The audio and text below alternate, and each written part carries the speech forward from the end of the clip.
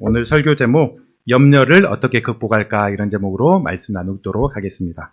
우리는 지난주까지 이제 교회 비전에 관련된 그런 설교를 좀 들었죠. 그래서 원래는 오늘부터 이제 희망 세대하고 맞춰서 공가 내용하고 좀 맞춰서 한번 해볼까 이렇게 했는데 지난주에 안 했다고 하더라고요. 그래서 한 주 좀 자유롭게 본문을 좀 선택하려고 하다가 어떤 내용으로 어떤 주제로 할까 하다가 우리 좀 실생활과 관련된 그런 내용 그러면서 좀 그런 쪽으로 해야 되겠다 하면서 좀 생각났던 게 우리 안에 있는 그런 근심, 염려의 문제, 또 이것들을 어떻게 믿음으로 바라봐야 될지 한번 이런 것들을 한번 돌아보려고 합니다. 우리 설교 초두에 한번 이런 생각을 여러분이 한번 해보면 좋을 것 같아요. 설교를 들을 때 내게는 어떤 좀 염려, 근심이 있나? 최근에 내 삶을 좀 누르고 힘들게 하는 것들은 무엇이나 이런 것들을 한번 생각해보고 한번 대입해 보려고 하면 오늘 설교가 훨씬 더 또 실제적으로 또 적용될 수 있을 것 같습니다. 또 이런 것들이 따로 지금은 없다 하신 분이라고 할지라도 또 우리가 원론적으로 앞으로 있을 크고 작은 여러 일들 가운데 어떤 믿음의 태도를 가져야 될 것인가 이를 또 돌아보시기 바랍니다. 우리가 하루를 살다 보면 때때로 염려의 문제들이 찾아오곤 합니다. 잘 살다가도 어떤 일을 만나면 어떤 이야기를 들으면 뭘 보면 갑자기 내 마음에 또 염려가 찾아오는 게 우리 인생입니다. 과거에는 참 사람들이 염려가 좀 단순했죠. 보통 우리 한 100여 년 전에 보면 100년, 200년 전에 보면 끼니 걱정, 전쟁 때문에 사람의 목숨 안전 이렇게 좀 단순하고도 크었다면 지금은 너무 삶이 복잡하고 다양해지다 보니까 먹고 생명의 문제는 해결됐긴 했지만은 더 다양하고 복잡한 이전에 없었던 것들이 찾아오곤 합니다. 우리 현대인들이 많이 생각하는 게 나이 드신 분들은 건강 걱정, 건강에 대한 염려, 또 젊은 분들은 미래에 대한 또 이후 직장이나 경제생활, 또 노후의 그런 문제들 이런 것들 많이 생각하기도 합니다. 때로는 자녀 문제들 그리고 내 개인적인 어떤 좀 이루고 싶은 그런 내용들이 있는데 이런 것들을 어떻게 봐야 되느냐 이런 내용들도 있기도 합니다. 그리고 때로는 우리의 신앙생활이나 교회 생활이 우리의 염려거리로 크게 다가오는 그런 때도 있기도 합니다. 개인 각자마다 분명 긍정적이고 그렇게 사는 사람들은 조금 더 그런 염려 문제에 약간은 조금 더 자유할 수 있지만 그러나 분명한 것은 어떤 사람이라고 할지라도 염려의 문제 가운데 완전히 자유할 수 없다는 것입니다. 초등학생, 학생도 우리 여지성 학생도 또 우리 또 노년 그 학생들도 걱정하고 또 무슨 일이 있으면 어떻게 해야 되나 이렇게 살아가는 게 바로 우리네 인생이기도 합니다. 왜 사람들이 수많은 염려를 하게 될까요? 그 이유는 단순하죠. 이유는 일단은 우리의 삶이 너무나 복잡하게 되어 있습니다. 복잡하면서 크고 작은 일들이 일어나곤 합니다. 그런데 이것들을 우리가 쉽게 해결할 능력이 있으면 모르는데 우리 인간은 그것들을 해결할 수 있는 그런 능력이 없다는 것입니다. 제한된다는 것입니다. 혹 시간이 지나가서 어느 정도 해결된다고 할지라도 오랫동안 시간이 걸리기도 하고 해결하는 과정 가운데 마음고생이나 여러 가지 대가들 이런 것들이 우리에게 분명 있기도 합니다. 그리고 내가 해결할 수 없는 것도 내가 만질 수 없는 것도 우리가 마음속으로 부담이 되고 하는 것들이 우리의 인생이기도 합니다. 그런데 오늘 본문 7절에 보니까 이렇게 얘기합니다. 염려 가운데 완전히 자유할 수 없는 우리 인생을 향해서 7절 성경은 하나님은 우리에게 이렇게 얘기합니다. 너희 염려를 다 주께 맡기라. 우리 하나님께 우리 예수님께 너희 염려를 다 맡기라는 것입니다. 그냥 조금 한 10개 중에 한 2-3가지 신앙적인 거 이런 거 맡기는 정도가 아니라 다 주님 앞에 다 하나님 앞에 맡기라는 것입니다. 왜냐? 그 하나님이 우리를 돌보시고 있기 때문입니다. 저는 7절의 구절을 보면서 한번 3가지로 나누어서 한번 말씀을 한번 보려고 해요. 첫 번째 너희 염려를 여기에 표현해서 그리고 두 번째 다 주께 맡기라. 그리고 세 번째 하나님이 우리를 돌보신다. 이런 관점으로 우리가 염려에 대해서 어떤 태도를 가져야 될지를 한번 돌아보기 원합니다. 첫 번째 우리가 염려의 문제 한번 먼저 생각해 보기 원합니다. 인간의 삶에서 염려를 다 없애는 것은 불가능하지요. 불가능합니다. 크고 작은 마음이든 현실적인 그런 염려가 있습니다. 그렇기 때문에 성경에서 종종 염려하지 말라 이런 구절이 있는데 이 구절은 우리가 염려해서 완전히 염려를 하나도 안 하는 상태 혹은 염려가 될 수 있는 모든 환경을 다 제로화 시켜나가는 그것들을 이야기하는 게 아닙니다. 염려하지 말라는 것은 인간이 염려로부터 정말 100% 무결한 상태, 아무것도 하지 않는 상태, 그런 것들을 의미하는 게 아니라 염려로 우리가 크고 작은 염려들이 살 때 또 생겨나기도 하고 또 어떤 고민거리가 생겨나가기 한데 이걸로부터 우리가 지배당하지 않고 또 엉뚱한 곳으로 가지 않고 또 우리가 바른 믿음의 태도들을 감당해 나가서 염려를 이겨나가는 것, 또 염려가 크게 확대되지 않도록 신앙 안에서 이것들을 잘 극복해 나가는 그런 내용들을 이야기합니다. 그렇기 때문에 어떤 성도들은 자꾸 염려가 제게 찾아와요. 제가 염려하지 말라고 했는데 자꾸 불순종합니다. 이렇게 꼭 우리가 생각할 필요는 없습니다. 우리 모든 사람은 여기 보니까 염려를 다 주께 맡겨라 이런 표현 가운데 있는 것처럼 염려 가운데 무결하게 살 수 없고 또 우리가 살다 보면 크고 작은 그런 염려의 내용들이 분명 다가온다는 것입니다. 이런 모습 가운데 그런데 우리가 염려를 잘 컨트롤을 하지 못하면 우리 삶이 안 그래도 좀 힘겹게 살 수 있는데 더 힘겹게 살 수밖에 없죠. 염려로 인해서 우리 삶은 더욱더 힘겨워지는 경우가 많이 있습니다. 제가 일전에 그 아프리카에서 있었던 하나의 일화를 들었습니다. 여러분도 아마 들은 분도 있을 것 같은데 1946년에 이런 일이 있었다고 해요. 아프리카에 꽤나 애연자라는 큰 대예언자라고 일컬어진 사람이 올해는 아프리카에 큰 흉년이 올 것입니다. 어마어마한 흉년이 올 것입니다. 그런 말을 예언을 했다고 합니다. 그리고 그 말은 그 나라의 전역에 퍼지기도 하고 그 인근 나라에도 퍼지기도 하였습니다. 그런데 사실 그 해에는 그런 징후가 전혀 보이지 않았다고 합니다. 보통 큰 기근이 있다면 자연적으로 겨울 때부터 어떤 징후들이 조금씩 있다고 해요. 큰 기근이 나타나면 전혀 그런 징후가 없었습니다. 그러나 사람들은 소문이 계속 퍼져나가면서 계속 걱정을 만들고 큰 선지자가 있을 때 또 사람들이 이 사람 저 사람 우려를 나타내 나가면서 그런 걱정의 그런 문제들이 더욱더 전염되기 시작했습니다. 그러면서 많은 사람들이 정말 기근이 크게 올 것이라 이렇게 믿었습니다. 여름이 되자 이제 엄청 더워지겠구나, 비도 안 오겠구나 생각이 나가며 재난을 피하기 위해서 그 나라에 2만 명 이상 되는 사람이 다른 지역으로 이사를 갔다고 합니다. 그런데 그 2만 명 가운데 있는 상당수 많은 사람이 농사 짓고 농부로서 일을 해야 되는데 그 땅을 그대로 두고 그냥 가버린 거예요. 여기서 어차피 기근 될 바에는 다른 데서 좀 다른 땅에서 내가 조금이라도 농사 지으면서 살겠다 그렇게 하면서 다른 지역으로 가버리고 혹은 도시로 가버리고 그렇게 함으로써 그 땅이 더욱더 황폐하게 되었습니다. 곧 잘 자랄 것 같은 그런 곡식들이 사람들이 잘 관리하지 않아서 더 메마르게 되고 기근이 돼버린 것입니다. 당연히 추수 때가 되어서 농사가 망쳤고 이 점쟁이 예언처럼 아주 대기근, 이전에 없었던 그런 기근이 보게 되었던 것입니다. 그런데 46년에 보면 조사를 해보면 그 해에는 강수량이 평소보다 더 많았다고 합니다. 기후도 좋았다고 합니다. 태풍이나 홍수도 없었다고 합니다. 단지 사람들이 걱정 가운데 길들여지고 이런 문제가 확대되어 나가서 우리가 마땅히 해야 될 것도 하지 못하고 우리 삶이 더욱더 파괴되어 버리는 그런 모습을 보게 됩니다. 그런데 이게 아프리카 이야기만은 아니죠. 어쩌면 이게 우리의 삶의 얘기입니다. 어떤 걱정, 염려 이런 것들 때문에 우리가 좀 힘이 빠지고 해야 될 것들을 하지 못하고 이렇게 살아가는, 더 짐지고 살아가는 그런 인생. 그리고 이런 염려는 우리의 실생활뿐만 아니라 영적인 문제와도 상당히 연관이 되어 있습니다.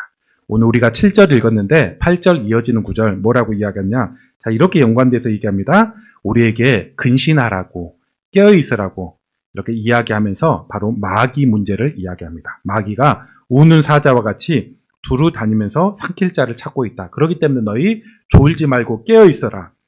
자기 셀프 컨트롤 해나가라. 믿음으로 굳게 서라. 이렇게 이야기하고 있는 것입니다. 앞구절과 연관돼서 보면 우리 가운데 염려해 나갈 때 마귀에게 틈을 주고 마귀에게 문을 열어주고 그래서 마귀가 역사할 수 있는 그런 흔적들이 상당히 많아집니다. 예컨대 우리가 돈 문제로 염려한다고 합시다. 그러면 돈 문제로 끝나지 않고 이것들이 불신앙과 죄 문제로 나가버릴 때가 많이 있습니다. 돈 가운데 염려해 나가다가 어떤 믿음 없는 태도를 취하기도 하고 또 어쩌면 좀 돈이 있으면 돈으로 쉽게 문제를 해결해 나가려고 하기도 하고 그러다가 어떤 무리수를 두기도 하고 무리하다가 더 재정적으로 더 큰 손해를 보는 그런 경우가 상당히 많이 있습니다. 성공에 대한 염려를 하다 보니까 부정한 뇌물이나 어떤 부정한 방법, 이것들 가운데 쉽게 노출이 되기도 하고 그런 죄를 짓기도 합니다. 건강을 염려해 나가면 건강 제일주의자가 돼서 자꾸 뭘 안 하려고 하고 건강 때문에 오히려 우리 마음의 건강과 신앙의 건강이 놓쳐버리는 그런 경우가 많습니다. 자식을 염려하다 보면 하나님보다 자식을 더욱더 소중히 여겨나가면서 하나님 앞에 바른 태도를 취하지 못하고 또 자녀가 원했던 그런 모습으로 되지 않는 경우도 보게 됩니다. 예수께서 이제 씨 뿌리는 비유, 유명한 그런 비유를 하셨죠. 4가지 밭에 씨를 뿌리면서 복음이 우리 가운데 뿌려졌을 때 사람이 어떤 결과를 얻게 되느냐. 이제 그 중에 3가지, 3번째 밭, 가시떨기 밭에 예수님이 그런 표현을 합니다. 사람이 어떤 사람에게 복음을 뿌렸는데 가시밭과 같은 사람이었다. 분명 복음을 처음엔 기쁨으로 받아들였지만 잘 열매 맺지는 못합니다. 예수님이 3가지 방해거리 예를 들죠. 그 중에 3가지가 이렇습니다. 하나는 돈 때문에, 돈의 유혹 때문에 온전한 열매를 맺지 못하더라. 2번째로 쾌락 때문에 세상 재미에 빠져가지고 그렇더라. 마지막 3번째 뭘 지적하느냐? 사람의 염려 때문에. 분명 복음을 듣고 복음을 받아들이고 교회를 다니고 신앙생활을 하는 듯 싶었는데 재물과 어떤 쾌락만큼이나 그런 어떤 염려, 근심 때문에 이 사람이 믿음으로 살지 못하고 계속 퇴보되는, 열매 맺지 못하는 그런 삶을 살 수밖에 없다, 이렇게 얘기합니다. 여러분, 한번 이런 것도 우리가 많이 생각하잖아요. 그래, 사람이 돈 문제에 되게 사람이 매이면 믿음 생활 못하지, 쾌락에 세상 즐거움에 빠지면 믿음 생활 못하지. 우리는 이렇게 자연스럽게 공감해 나갔는데 재정 문제만큼이나 재물만큼이나 쾌락만큼이나 우리 신앙에 큰 손해를 주는 게 바로 근심, 염려의 문제구나. 우리는 이를 알아야 될 것입니다.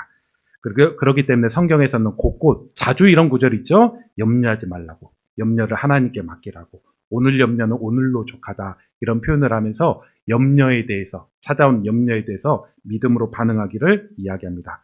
그렇다면 2번째로 우리는 어떻게 염려 가운데 반응해야 됩니까? 7절 중반에 보니까 이렇게 얘기합니다. 염려를 다 주께 맡기라. 다 주께 맡기라. 이렇게 이야기합니다. 어떤 사람은 염려가 찾아오면 그 염려를 계속 내가 안고 씨름하는 그런 사람이 있죠. 자기가 주도적으로 염려거리를 해결해 나가려는 그런 사람도 있기도 합니다. 그런데 우리의 능력도 시간도 제한이 돼 있고 우리가 할 수 없는 구조적인 문제가 훨씬 더 많습니다. 그렇기 때문에 성경은 이렇게 얘기합니다. 사람이 해야 될 기본적인 의무들이 있지만 그 이면에 하나님께 다 맡겨야 된다 얘기합니다. 맡겨야 된다. 그러면 여러분이 제가 어떻게 하면 염려를 다 한번 맡길 수 있겠습니까? 제가 방법으로 이 염려를 맡기는 한 3가지 정도 구체적인 양상을 한번 이야기해 보겠습니다. 첫 번째, 염려를 맡긴다는 것은 우리의 염려를 하나님께 다 던진다는 말입니다. 뭐라고요? 어떻게 하라고요? 염려를 던진다. 하나님께 던진다. 그런 의미입니다. 여기서 맡기라는 말이 히브리어 제가 문법을 한번 단어를 보니까 이렇게 표현이 되어 있더군요. 이것을 던지는 거. 그리고 넘겨주는 거. 이렇게 표현되어 있습니다. 너희 염려가 있느냐? 염려를 하나님께 던지라, 넘겨주라. 이런 표현을 하고 있는 것입니다. 내게 있는 염려는 내가 맡아가지고 이건 내 거기 때문에 내가 맡아서 하는 거야. 그렇게 붙들면서 사는 게 아닙니다. 염려가 있다면 성경의 가르침을 하나님께 내어드려라. 하나님께 던져라. 이렇게 표현하고 있는 것입니다. 염려는 내 몫이다. 내가 감당해야 된다. 이렇게 생각하지 마십시오. 내가 다 맡기면 염치가 없기 때문에 절반은 내가 맡고 하나님께 절반 정도 드려야 되겠다. 이렇게 생각도 하지 마십시오. 7절에 보니까 염려를 다, 모든 것을 30%, 50%, 70% 정도가 아니라 100% 다 맡기려고 해라. 이렇게 얘기합니다. 우리 하나님은 왜 네 거를 나에게 다 맡기냐 이렇게 하지 않습니다. 우리 사람에게는 야, 너가 좀 해야 될 거 있는데 다 맡기지 마 이렇게 하지만 하나님은 왜 다 맡기냐 이렇게 하지 않습니다. 다 맡기라고 오히려 이야기하고 있습니다. 우리는 이렇게 맡길 수 있습니다. 하나님, 제가 염려가 지금 있는데, 제 마음에 염려가 있는데 이 염려는 제 거이긴 하지만 제가 감당해야 될 게 아닙니다. 하나님이 감당해야 될 것입니다. 하나님께 내어드립니다. 하나님의 지혜와 방법으로 처리해 주십시오. 필요하다면 이것들을 감당할 수 있는 지혜를 제게 주십시오. 필요하다면 또 이런 환경과 상황을 더욱더 열어주십시오. 혹 이것들을 내가 일정 시간 동안 감내하고 인내해야 될 것들이 있다면 감내하고 인내해 나갈 수 있는 그런 믿음, 그런 능력과 은혜를 제게 더욱더 허락해 주십시오. 우리는 이렇게 기도하고 맡기며 의뢰해 나가면서 하나님 앞에 맡겨 나갑니다. 그러면서 하나님의 뜻을 이루어 주십시오. 이 염려 가운데 또 하나님의 선하신 그런 방법 가운데 인도해 주십시오. 이렇게 우리는 고백하고 이렇게 맡기는 것입니다. 이런 가운데 우리에게 필요한 것은 이렇게 의뢰한 가운데 하나님께서 주신 그런 결과 가운데 제가 받아들이겠습니다. 이런 믿음의 태도도 필요할 것입니다. 맡겼다면 하나님이 알아서 해 주십시오. 하나님 방법으로 또 진행시켜 주시고 처리해 주십시오. 이렇게 고백했다면 하나님이 주신 결과가 있으면 아멘입니다. 제가 이런 것들을 받겠습니다. 또 하나님의 방법과 뜻대로 제가 반응해 보겠습니다. 이렇게 반응해 나가는 것입니다. 그 사무엘하 12장에 보면 다윗 이야기가 나오죠. 다윗이 크게 한번 범죄한 이후에 범죄로 인해서 아이를 낳게 됐는데 갓난아이가 거의 죽으려고 했습니다. 하나님 죽을 거다 이렇게 이야기하죠. 그 아이를 살리기 위해서 다윗이 금식하면서 국정도 좀 뒤로 하고 며칠 동안 금식하면서 기도하였습니다. 그런데 하나님이 살려주지는 않았죠. 아플 때 살려주지 않았습니다. 다윗이 이것을 알게 되었습니다. 신하들이 이런 걱정을 해요. 아이가 살았을 때도 많이 염려하고 힘들어하고 그랬는데 죽으면 한동안 더 힘들어하겠구나 이렇게 생각을 하였습니다. 다윗이 신하에게 물어봅니다. 막 왔다 갔다 바쁘고 하니까 아이가 죽었느냐. 참 얘기하기가 힘들죠. 네, 죽었습니다. 이렇게 이야기합니다. 그때 다윗이 기도하기를 멈춥니다. 금식을 멈춥니다. 그러면서 목욕을 깨끗이 하고 면도도 쭉 하고 왕복을 다시 화려한 왕복을 다시 입고 밥 가져와라 하면서 밥을 먹습니다. 신하들이 되게 의아하죠. 왜 몇 시간 전까지 그렇게 기도하고 울면서 하더니 왕이 왜 그러시나 이렇게 하니까 다윗이 얘기합니다. 하나님께서 아이가 죽지 않았을 때는 금식하면서 또 하나님의 어떤 뜻들이 새로운 뜻과 인도하심들을 바랬지만 이미 하나님께서 결과를 주시지 않았느냐. 그러면서 그 결과를 받아들이며 일상에서 복귀해 나가서 또 믿음으로 감당해 나가려는 그런 다윗의 태도를 볼 수 있습니다. 다윗은 분명 넘어졌지만 또 하나님께서 주시는 징계가 있었지만 이것들을 자기 것으로 하나님이 주셨다면 받아들이고 순응해 나가서 반응하는 믿음의 태도가 있는 것입니다. 우리가 옛말에도 진인사 대천명이라는 말이 있지 않습니까? 우리가 해야 될 것들을 하고 하나님께 맡긴다. 그리고 하늘에서 주신 것들을 우리가 받고 누리는 것입니다. 이게 바로 하나님 앞에 맡기는 첫 번째 양상. 두 번째 양상은 어떤 것인가? 맡기되 어떻게 맡기는 거냐면 우리가 간절히 기도하면서 우리는 우리의 염려를 맡길 줄 알아야 될 것입니다. 우리가 맡기라고 했는데 하나님께 던지라고 했는데 그 구체적인 내용은 분명 기도하는 것입니다.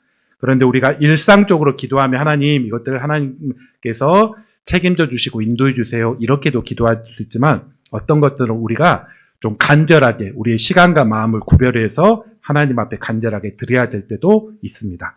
우리 성경 한 구절 보죠. 어떻게 우리가 기도해야 되냐? 우리 빌립보서 한 구절 찾아봅시다. 빌립보서 4장 6절 한번 찾아봅시다.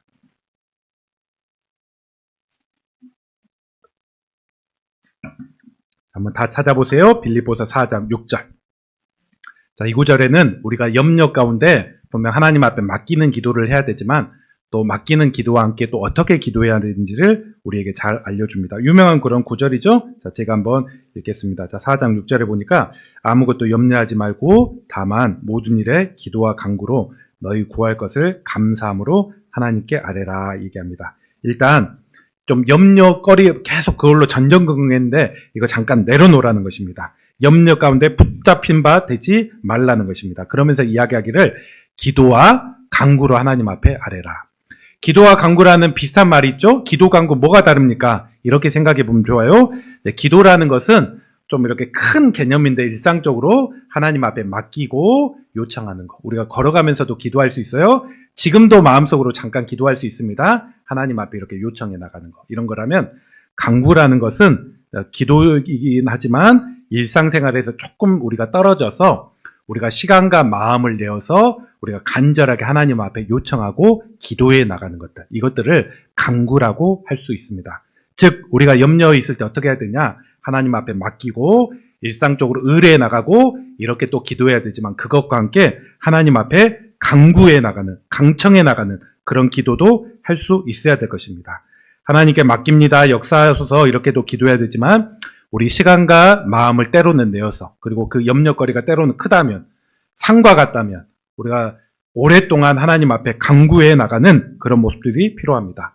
우리 주변에는 이런 사람이 있죠. 하나님 전능하시기 때문에 하나님 제가 의뢰합니다. 하나님 알아서 해주세요. 이렇게 이야기하고 기도하지 않는, 제대로 기도하지 않는 사람이 있습니다. 그런데 사실 이것은 우리의 영적인 게으름 가운데 기인해 나갈 수 있습니다. 그냥 체념, 그냥 될 대로 되겠지, 그냥 될 대로 되면 하나님 뜻이라고 내가 받아들일까, 이런 식으로 생각해버리고 영적인 게으름 가운데 나오는 그런 어떤 반응일 수 있을 가능성이 많습니다. 참되게 하나님 앞에 맡긴다는 것은 뭐 지나가는 염려는 우리가 가볍게 기도할 수 있지만 우리가 또 고민하면서 씨름해야 된 그런 또 기도들도 염려들도 있는 것입니다. 그렇게 염려해 나갈 때 어떻게 해야 되는가? 또 간구하며 기도하고, 또 6절에 보니까 감사함으로도 기도하라고. 우리가 막 심각하게만 보지 말고 또 하나님께서 주시는 은혜도 감사하며 기도해야 된다. 언제까지 기도해야 되느냐? 자, 7절에 이렇게 이야기합니다. 그리하면 모든 지각 위에 뛰어난 하나님의 평강이 그리스도 예수 안에서 우리 마음, 생각, 염려를 지키신다고 했는데, 언제까지 우리가 기도하냐면 마음에 평화가 찾아올 때까지 우리는 기도해야 될 것입니다. 참 이거는 중요한 그런 내용 중에 하나예요. 계속된 어떤 심각한, 또 우리 마음 가운데 떠나지 않는 염려가 있을 때 우리는 어떻게 해야 되냐? 기도하고 간구해야 되는데, 언제까지? 마음의 평화가 찾아올 때까지. 꼭 하루만 얘기하는 건 아닙니다. 우리가 며칠을 걸려서, 심지어는 한 1년 그 이상 걸려서 우리가 간구하며 씨름해야 될 그런 내용이 있습니다. 그런데 언제까지 우리가 힘있게 기도해야 되냐? 하나님의 평강이 찾아올 때까지. 이 말을 바꿔보면 우리 마음 가운데 확신이, 믿음이 들 때까지 우리는 기도해야 될 것입니다. 그리고 하나님의 평강이 찾아오고 믿음과 확신이 생기면 우리의 기도의 내용은 이렇게 바뀝니다. 하나님 역사하실 줄 믿습니다. 응하여 주소서. 하나님 일하실 줄 믿습니다. 하나님의 뜻을 나타내 주소서. 이렇게 우리의 기도의 내용, 기도의 표현들이 바뀔 것입니다. 사무엘상 1장에 보면 사무엘 어머니 한나가 어떻게 사무엘을 임신하고 낳았는지가 나오죠. 한나는 많은 좋은 조건에 있었음에도 불구하고 불임하여서 아이가 없어서 되게 고생을 했죠. 또 그게 그 사회는 너무나 중요한 그런 가치였기 때문에 고생하였습니다. 기도하고 아마 하나님 앞에 맡기는 기도를 일상 가운데 계속 했을 것입니다. 하나님 자식 없어요. 한 명이라도 주세요. 한 명이라도 좀 주세요 하면서 걱정될 때마다 기도했을 것입니다. 그런데 어느 날은 그가 성소에 나가서 오랫동안 간구하는 기도를 합니다. 심지어 옆에 있는 엘리제 사장이 술 취한 여자가 와서 뭐라고 하네 이렇게 할 정도로 아주 오랫동안 아주 간절하게 기도하는 그 모습이 있었습니다. 그러면서 엘리제 사장과 잠깐 이것저것 이야기하면서 엘리제 사장이 그에게 축복을 빌어줍니다. 하나님의 은혜가 당신에게 임하기를 저도 기도하겠습니다. 하나님이 제게 새 마음을 주십니다. 이렇게 위로하고 그렇게 덕담을 해줬을 때 1장 사무엘상 1장 18절에 이렇게 한나가 반응합니다. 당신의 요종이 당신께 은혜를 잊기 원합니다. 제가 이렇게 고백하더니 그렇게 말합니다. 가서 먹고 얼굴에 다시는 근심빛이 없었더라 얘기합니다. 한나가 이전까지는 그런 자식 어떤 이야기만 나누면 계속 얼굴에 근심빛이 있었는데 이 사건 이후에 간절히 기도했고 또 엘리 제사장이 격려해줬고 마음의 평화가 오니까 다시는 근심빛이 없었고 돌아가고 먹고 마시고 또 회복되었더라.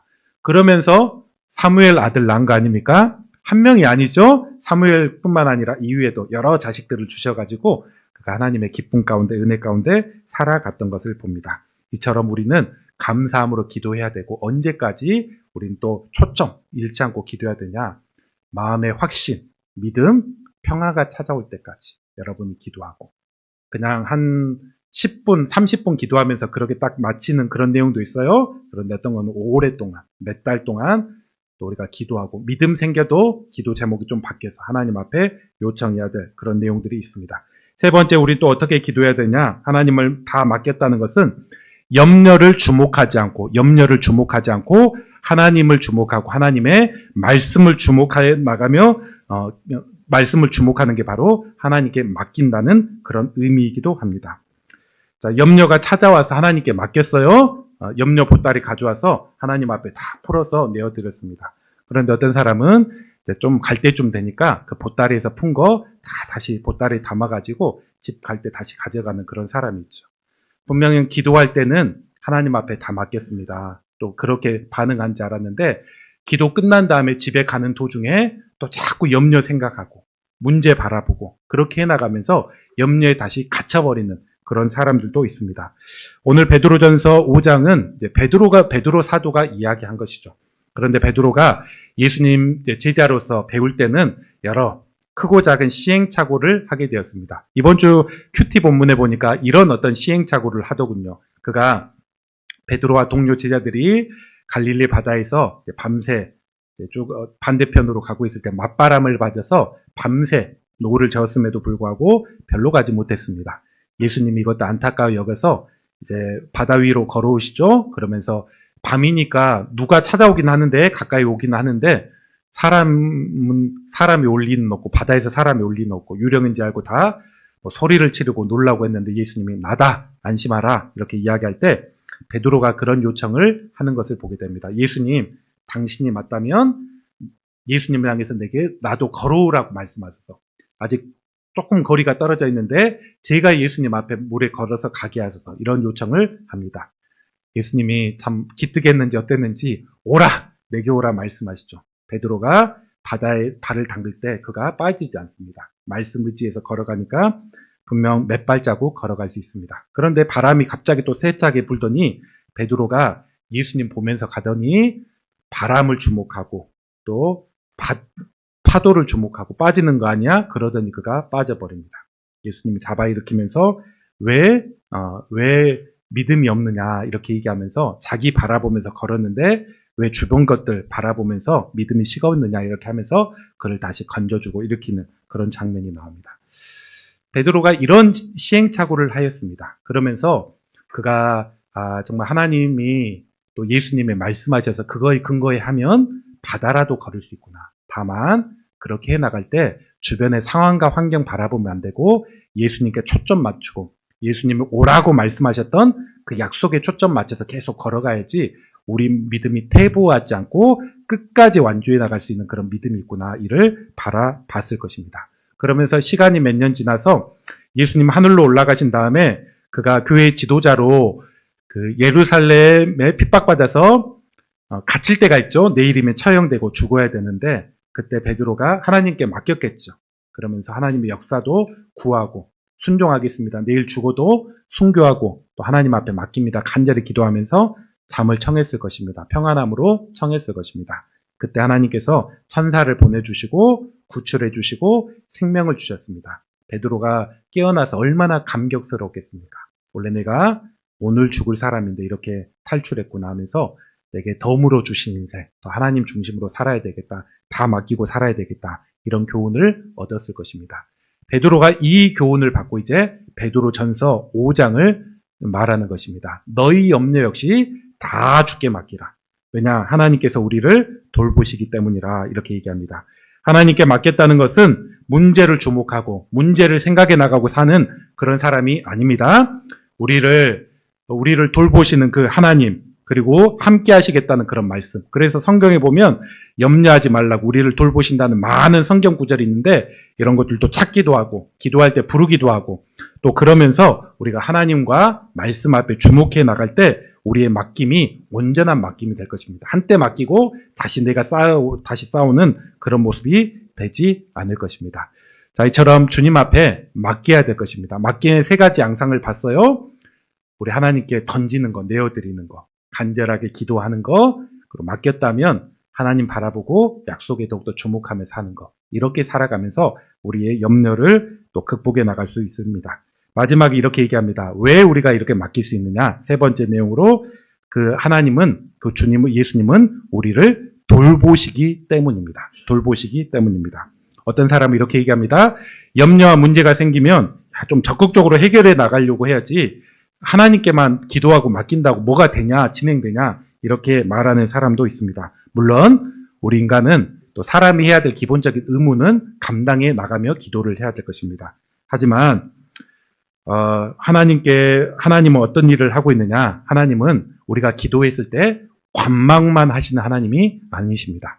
7절 하반절에 얘기하기를 하나님은 우리를 돌보시는 하나님이시다.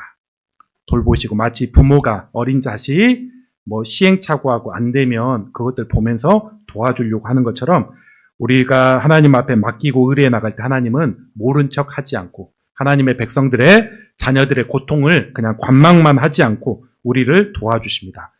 때로는 모든 상황을 완전히 새롭게 변화시키기도 하고 우리에게 지혜를 주셔서 할 마음 또 어떻게 해야 되는지를 우리 가운데 기도 가운데 깨닫게 해주시기도 합니다. 그래서 어떤 사람이 야 기도만 해가지고 뭐가 되느냐 이렇게 얘기한다면 그게 말이 안 되는 게 우리가 기도하면서 하나님께서 우리에게 마음을 주시고 또 지혜도 주시고 내가 또 기도 가운데 하나님이 이런 마음과 지혜를 주시는 것 같다. 이렇게 한번 시도해 봐야 되겠다. 또 이런 것들을 한번 해봐야 되겠다. 이런 생각과 마음을 주시는 것입니다. 하나님은 우리를 돌보시는 것입니다. 우리 성경 한 구절만 한번 더 찾아보죠. 우리 시편 구절 한번 봅시다. 시편 68편. 시편 68편입니다. 19절 봅시다.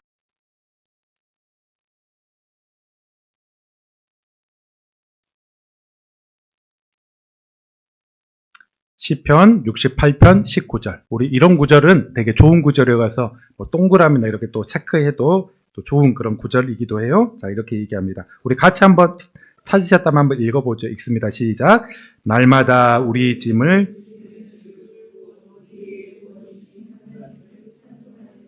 아멘. 이렇게 얘기합니다. 날마다 우리의 짐을 지시는 그 하나님이 있다.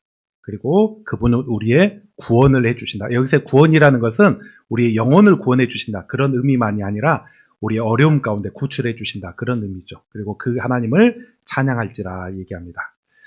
우리가 매일을 살아가면서 날마다 우리에게 염려가 찾아올 때가 있습니다.